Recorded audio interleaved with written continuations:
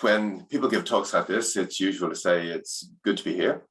But I'm 3,500 miles away, so in the circumstances, I guess the appropriate thing to say, it's good to be here and there. Right, so let's begin.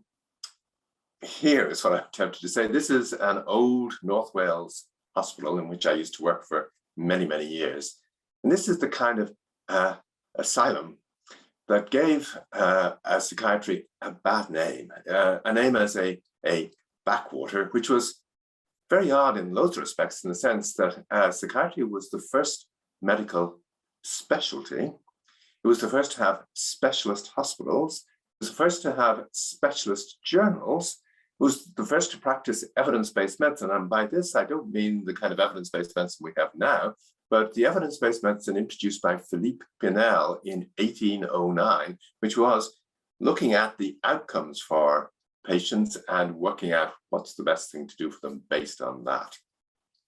And the asylums, like the one you see here, were built with a very noble purpose in the first instance. So I'm going to go into some other firsts that psychiatry has led the way on, that are ones that no one after World War II would have ever predicted. After World War II, there was a changing climate in medicine generally, because we got a lot of new drugs that were making a big difference. In the mental health field, the dominant thing before the drugs was social medicine. And this meant not being interested particularly in factors like poverty or whatever, but being interested in epidemiology. And in this area, British psychiatrists led the way for two reasons. One, that German psychiatry had fallen apart after World War II. And the other reason was that in the United States, the Americans took a detour into Freud, psychobabble, and things like this that meant they were really out of the loop for 30, 40 years. English, in the meantime, became the lingua franca of the field, and British psychiatrists were magisterial figures on the world stage. Chlorpromazine came to the United Kingdom in 1954, and you see an advert for it over here. Most of the clinical trials of the new psychotropic drugs were done in the UK first. And the key person behind this, you see here, a man called Michael Shepherd, who was really the main driver behind RCTs. And at the opposite pole of our field, you had Ronnie Lang, who was one of the totemic figures of antipsychiatry. So there was the full gamut of views here on this slide.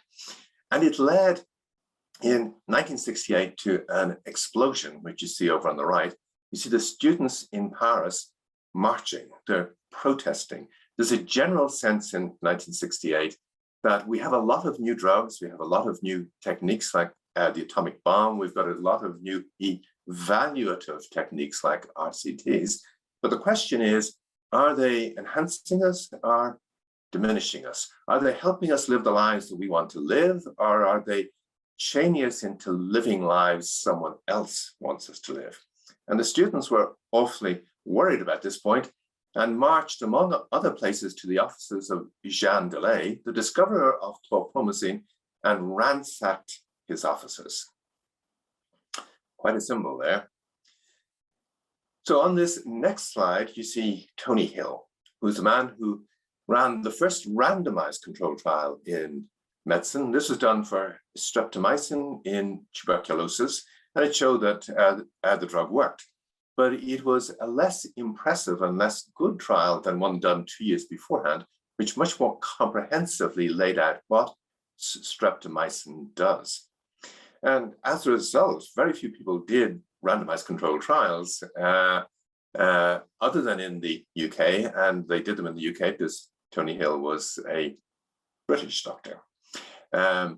But you have Hill here pointing out in 1965 when he gave a talk that all of a sudden RCTs are all over the place. And this happened because of their incorporation into the 1962 Food and Drugs Act in the United States. This was a move prompted by Louis Lassagne in response to the crisis produced by the sleeping pill thalidomide and the birth defects that it caused. The incorporation of RCTs into the Food and Drugs Act was the first act of standardization within medicine. It really changed the clinical evaluation of drugs into an algorithmic evaluation of drugs. One of the points you see here is, well, one of the points you don't see here, but is earlier in his talk, Hill said, and one of the surprising things about all these RCTs being done now is that it's pharmaceutical company people who are trying to draw the attention of doctors to the RCTs on their drug that have been done, inviting doctors to practice evidence-based medicine, which people had thought in a sense was going to be a way to control and constrain the pharmaceutical industry. The other point Hill is making here is that RCTs are not a good way to evaluate a drug. They can evaluate one thing a drug does, but drugs do hundreds of things, and the RCT only evaluates one thing. So to depend on RCTs would be a bit like going out to play golf with one golf club in the bag. It might be a club that's particularly useful, but you're not going to play a great game of golf without a full range of clubs. So when Hill did his trials early on, these were trials of drugs like the antibiotics. And these saved lives and got people out of beds and back to work. And if we just give treatments that work in this sense, you can run a National Health Service for free. It will pay for itself. But across medicine, and particularly in mental health, most of our trials aren't like this. We have trials of drugs that supposedly work, in which more people die on active treatment than on placebo. And that's because working is determined by surrogate outcome measures like blood pressure or blood sugar or blood lipids or bone density, or in the case of the mental health field, rating scales. And the most famous rating scale in the mental health field was the Hamilton depression rating scale. It was, in essence, partly famous because it was the first into the field. And Max Hamilton, whom you see here, is commenting on its use, which was, he didn't think it was a particularly scientific thing. He saw it more as a checklist.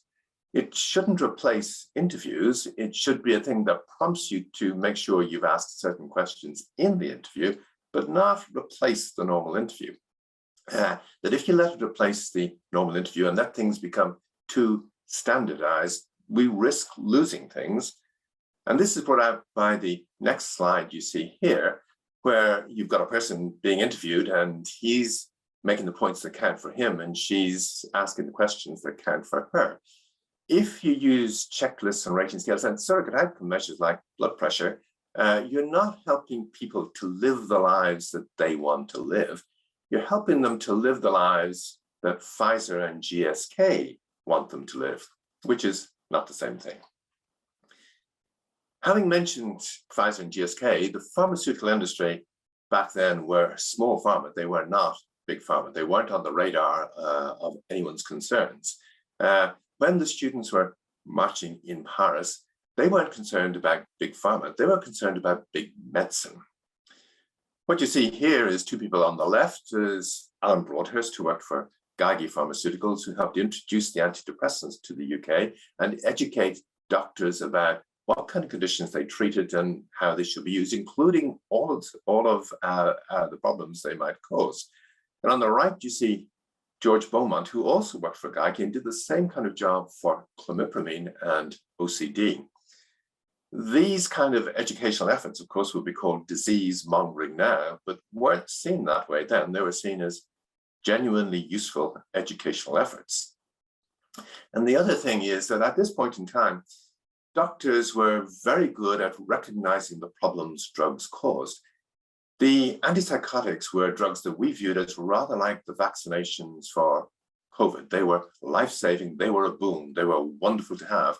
And no one particularly wanted to think that they might cause problems, but nevertheless, even in patients on back wards who couldn't speak up for themselves, who had nobody looking after them, doctors could recognize these drugs were causing problems and could talk about the problems that they were causing.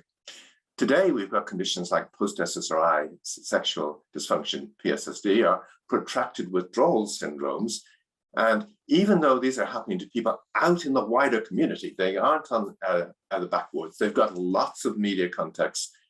Nobody can get the word out that these problems are happening, partly because we are in the way.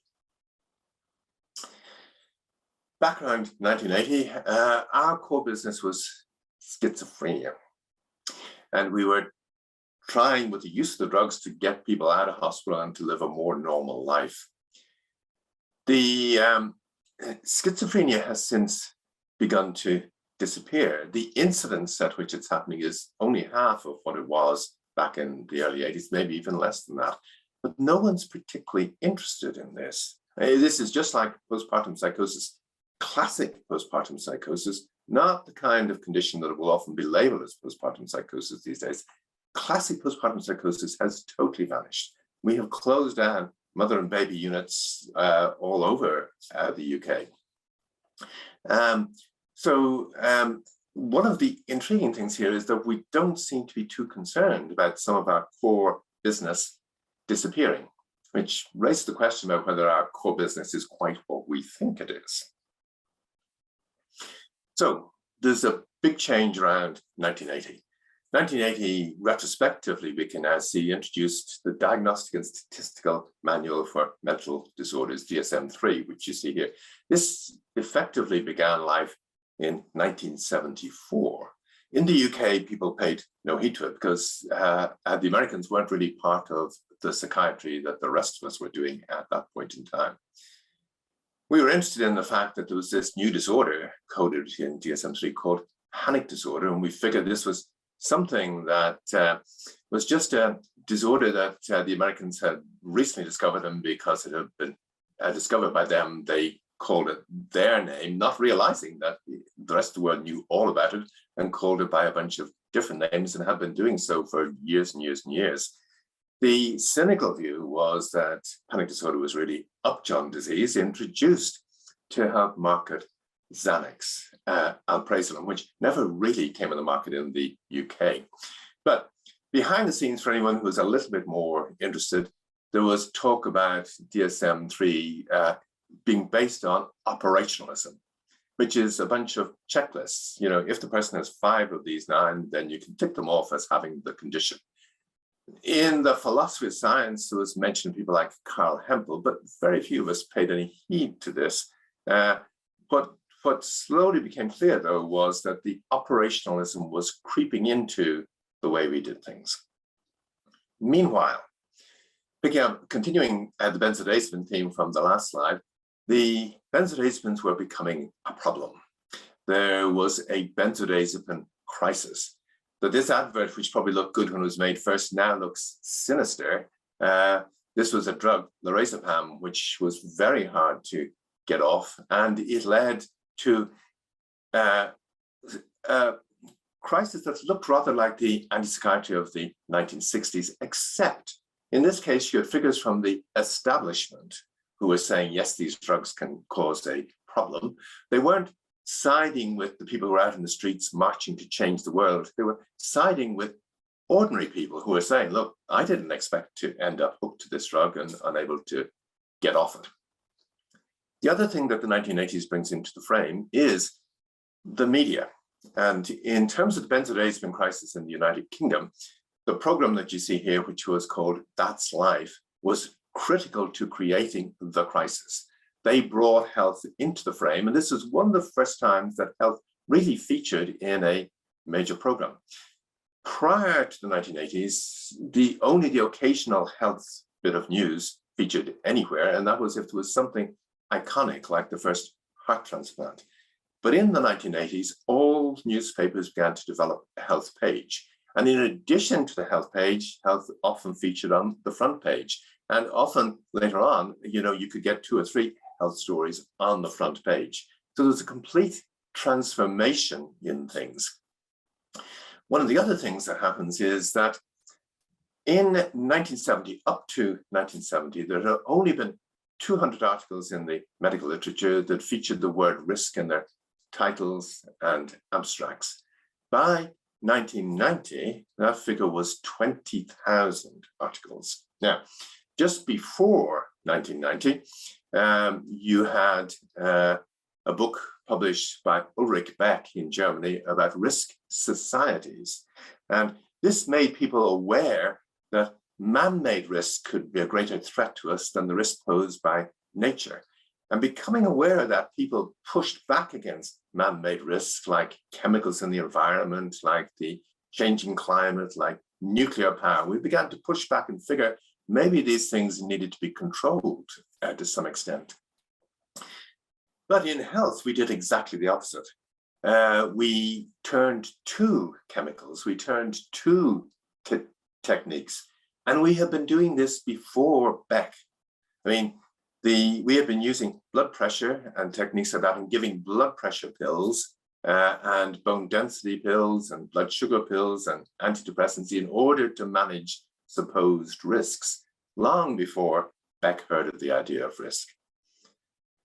And in just the way medicine had brought the word risk into the frame long before the wider world heard of it, so also medicine brought neoliberalism into the frame long before the wider world heard of it. This is Ronald Reagan and Margaret Thatcher. But if you remember, operationalism had been in medicine, had been in mental health since at least 1974, and across all of medicine from even the late 1960s, where we were using figures like the figures for blood pressure.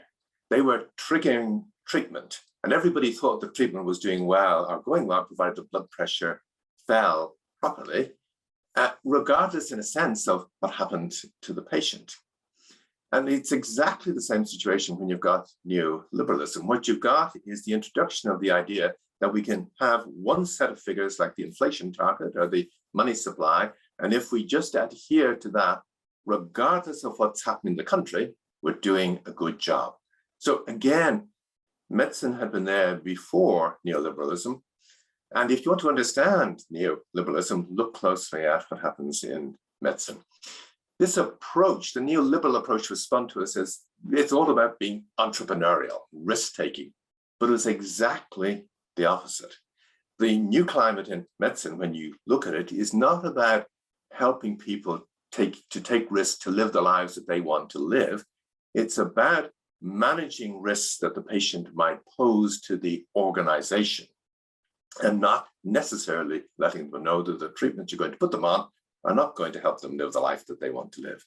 The word follow the science now means risk management rather than helping people live the lives that they want to live. The AIDS crisis was probably the one point in the late 1980s, early 1990s, where medicine genuinely did, well, it was dragged screaming into the process of helping people to live the lives that they wanted to live. But the AIDS crisis was the last moment that we did that. Ever since, it's been something different. And as you see here, the image on the left shows you the managerial approach towards things, the operational approach, the standardization approach, which is if we use checklists rather than spontaneous interviews, this has to be better. It's more objective. It's more the gold of science. The Greeks 2,000 years ago knew how foolish this might be. The idea that we want to make sure that everything we do is objective and scientific is a way to kill things off good and proper. So I mentioned that AIDS was the last moment where medicine, or an older kind of medicine, was still on show. By the 1990s, we're on our way into into a distinctly neoliberal era. We're also into an era where the pharmaceutical companies have replaced the benzodiazepines because these are old pills from which they don't make much and they're off patent. And they're the ones who engineer the collapse of the benzodiazepine market to be replaced with the SSRIs. So In the UK, I mean, this is not a simple replacement of pills. This is changing the entire culture of a country so that where before people in Britain had been anxious and nervous and had nervous breakdowns, after 1990 and the introduction of the SSRIs, they were going to be depressed. And as the article here in The Guardian asks, have the British become a low serotonin people? What's happening to us? And the answer is much more is happening than just the introduction of a pill.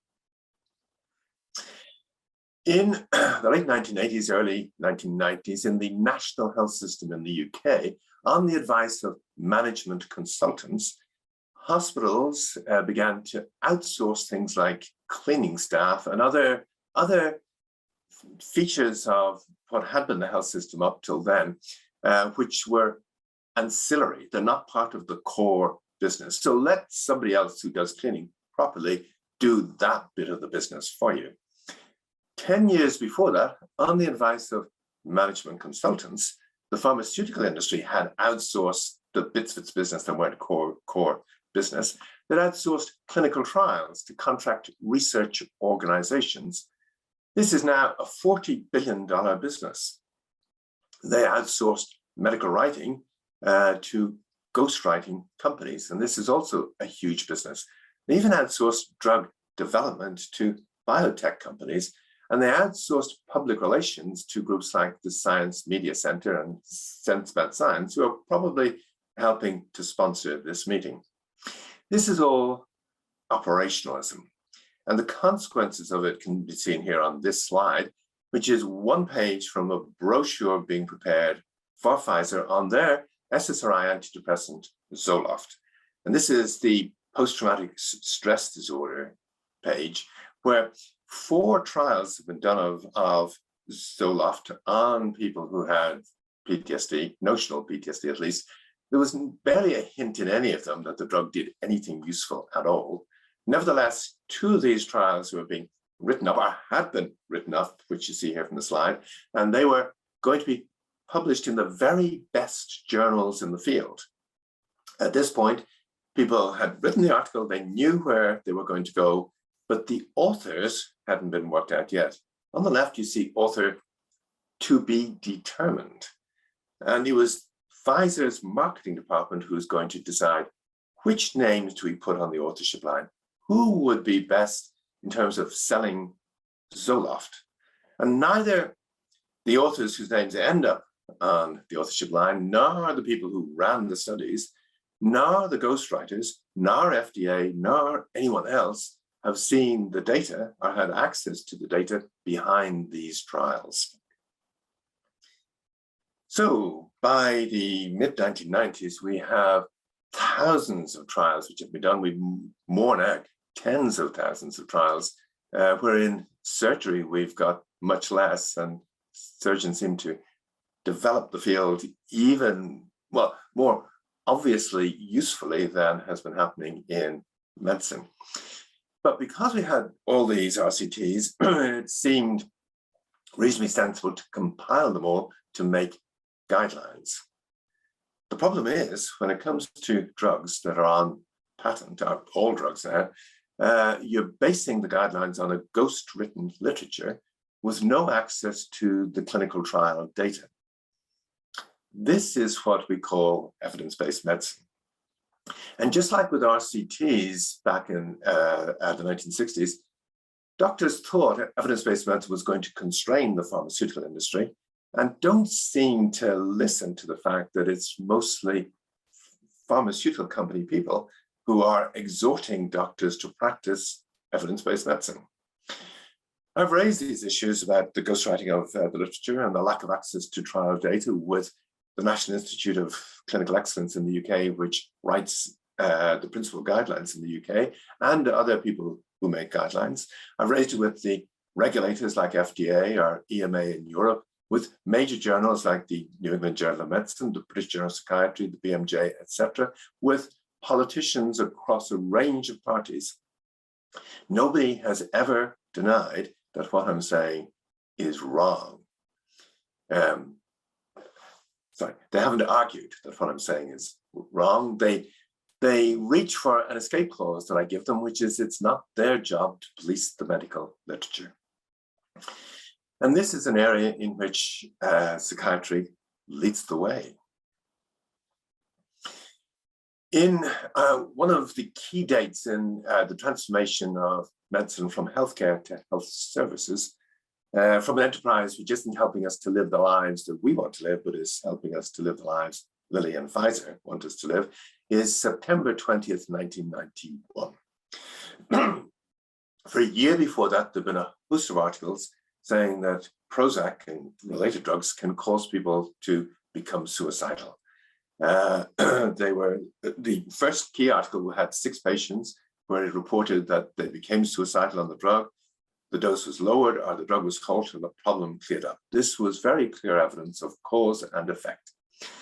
This produced a crisis, and the FDA had a meeting on September the 20th, 1991 about this crisis. Lilly presented a meta-analysis of their clinical trials at that meeting, and on the very same day, the BMJ, the most pro-evidence-based medicine journal in the UK, maybe in the world at that point in time, published Lilly's meta-analysis. And this seemed to show, or at least it was claimed that it showed, that there was no problem. The Lilly's defense was that, the plural of anecdotes is not data. The science shows there is no problem. Which are you going to believe? The anecdotes or the science? And ultimately, they're saying it's the disease that's the problem, not the drug. But if you look at the BMJ article, and if you look at Lilly's presentation to FDA, there were more suicidal events on Prozac than on placebo.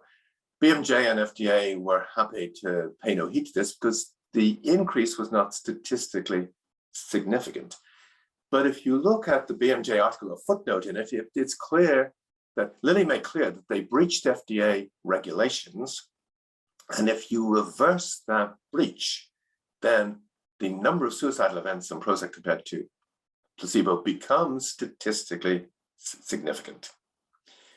FDA at the time didn't let the meeting know that they were sitting on data from Pfizer's Zoloft and GSK's Paxil, which showed exactly the same thing. All 3 drugs were weak compared to older antidepressants. All 3 drugs had increased rate of suicidal events. And in all 3 cases, the companies had breached FDA regulations in an effort to hide the problems. Because FDA that day didn't warn about the risks from Prozac or other SSRIs, journals changed. The rules of how we determine cause and effect no longer seem to apply. So lawyers for the journals were not happy to publish case reports which talked about hazards of drugs, which have been the bedrock of the medical literature up to that. We used to get drugs bulletins, which talked about the harms of drugs. Instead, we got guidelines, which only talk about the benefits of drugs.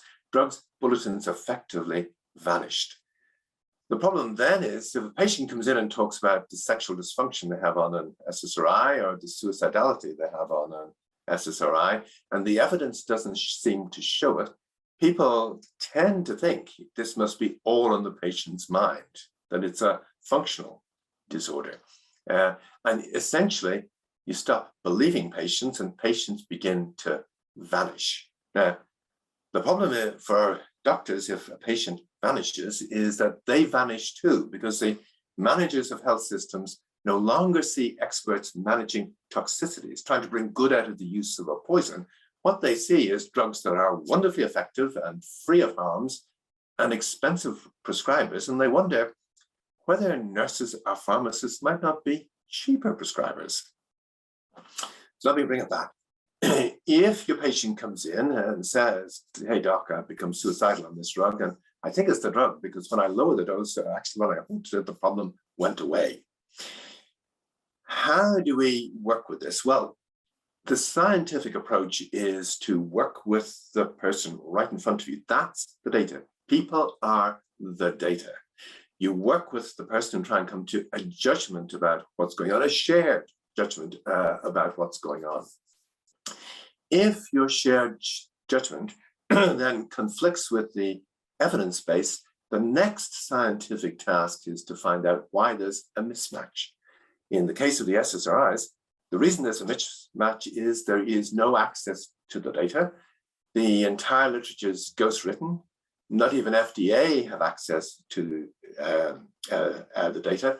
And when we get to see the, well, if we get access to the people who are in the trial and learn more about them, you find out there are people who are in the trial who had exactly the same problems that the patient in front of you now reports, but these have somehow been airbrushed out of the picture.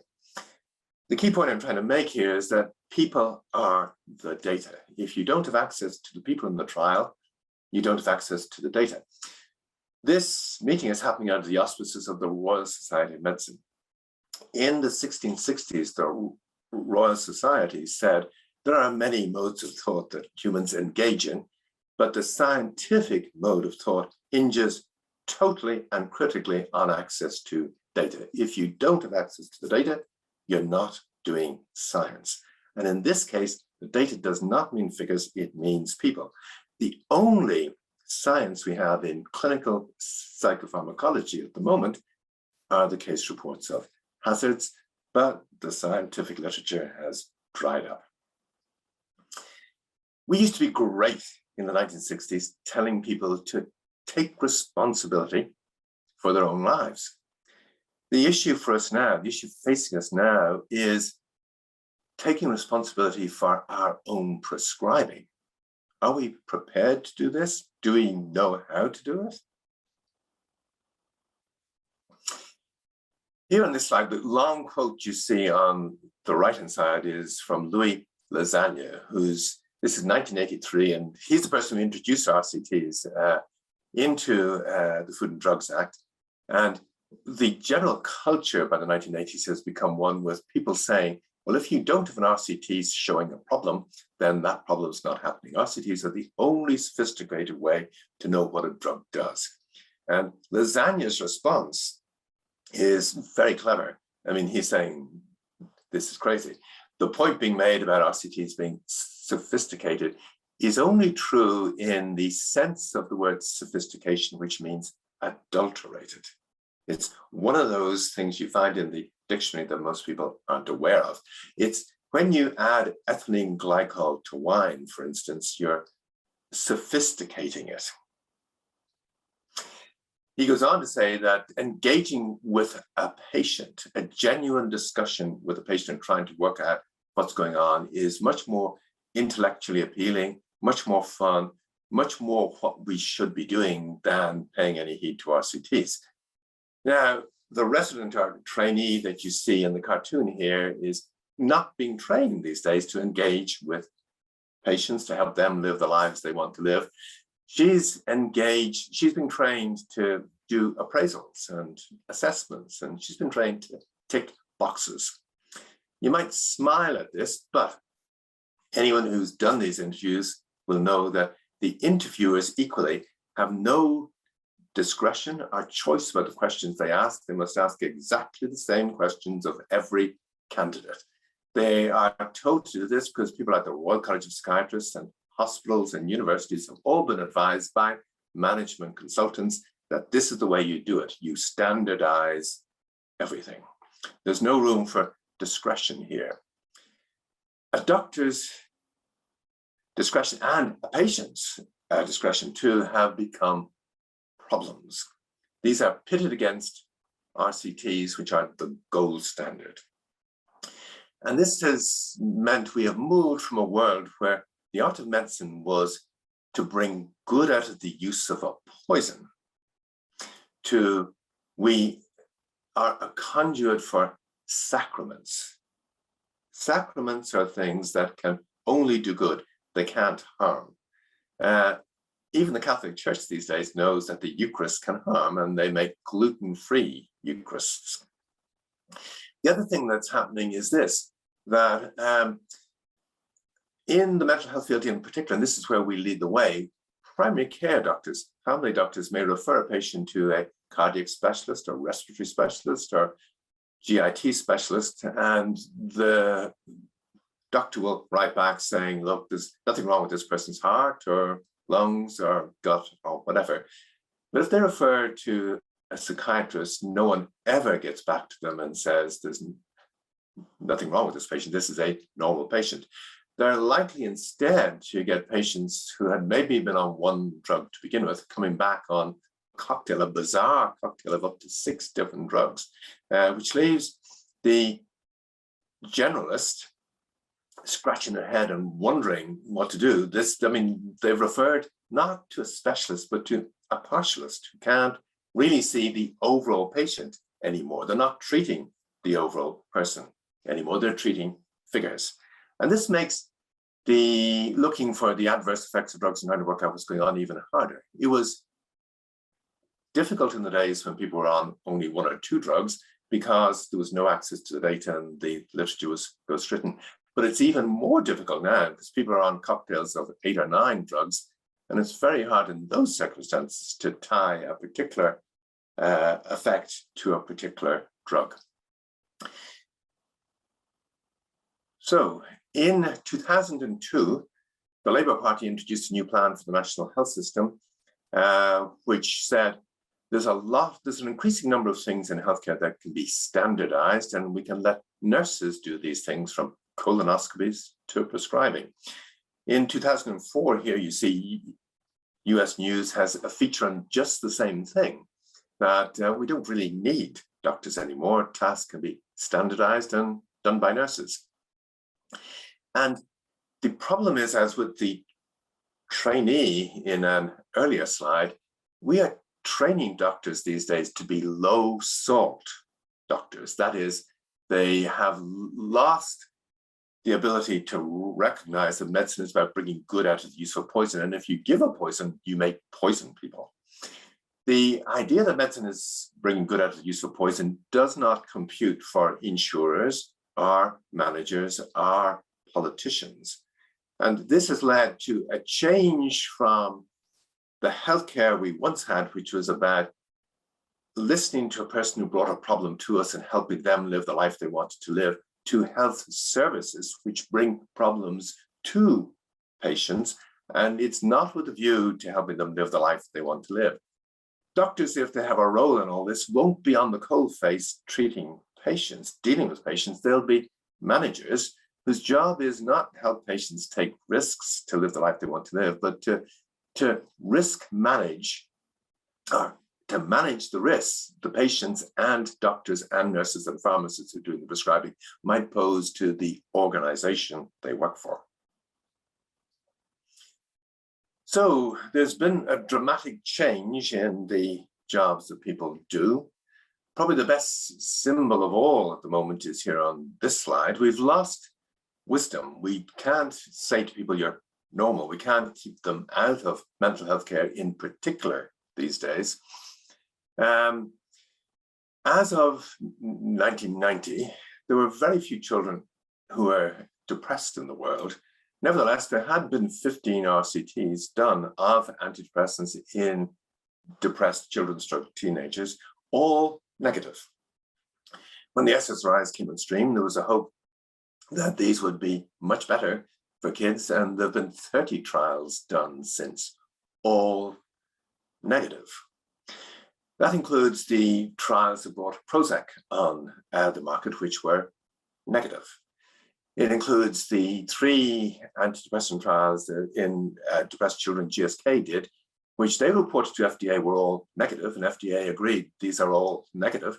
And FDA said, we're still going to approve Paxil, and we agree with you that we shouldn't mention in the label of the drug that these trials were all negative. Psychiatry now has the honor of hosting the greatest known divide in all of medicine between what the data show when we get access to it and what the publications claim. This is the greatest concentration of ghostwritten literature for anything that we know about in medicine these days. And it's also the greatest concentration of negative trials ever done for any indication in human history. And you'd have thought if there was only one or, well, back in the 1960s, if there was 1 or 2 negative trials, that was going to be the end of a drug.